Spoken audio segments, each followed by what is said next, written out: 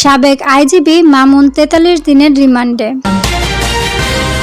ছাত্র জনতার আন্দোলনে গুলি চালিয়ে মানুষ হত্যাসহ বিভিন্ন অভিযোগে করা ৮ মামলায় পুলিশের সাবেক আইজিপি আব্দুল্লাহ আল মামুনের ৪৩ দিনের রিমান্ড মঞ্জুর করেছেন আদালত। এর মধ্যে যাত্রাবাড়ী থানার ৭টি ও নিউ মার্কেট থানার ১টি মামলায় তার এসব রিমান্ড মঞ্জুর করা হয়। মঙ্গলবার ঢাকা মেট্রোপলিটন ম্যাজিস্ট্রেট আদালত শাহিন রেজা তাদের এই রিমান্ড মঞ্জুর করেন। পর্যায়ক্রমে একের পর এক মামলায় তার এই রিমান্ড কার্যকর হবে বলেও উল্লেখ করেন আদালত। বৈষম্য বিরোধী ছাত্র আন্দোলন চলাকালে গুলিতে সাকিব হাসান নিহতের ঘটনায় যাত্রাবাড়ী থানায় করা মামলায় মামুনের ৭ দিনের রিমান্ড মঞ্জুর করেন আদালত। ইমন হোসেন গাজী নিহতের ঘটনায় যাত্রাবাড়ী করা মামলায় তার ৭ দিনের রিমান্ড মঞ্জুর করেন আদালত। ইরফান ভুঁইয়া নিহতের ঘটনায় যাত্রাবাড়ী করা মামলায় তার ৫ দিনের রিমান্ড মঞ্জুর করেন আদালত। মুনতাসির রহমান নিহতের ঘটনায় যাত্রাবাড়ী করা মামলায় ৫ দিনের রিমান্ড মঞ্জুর করেন আদালত।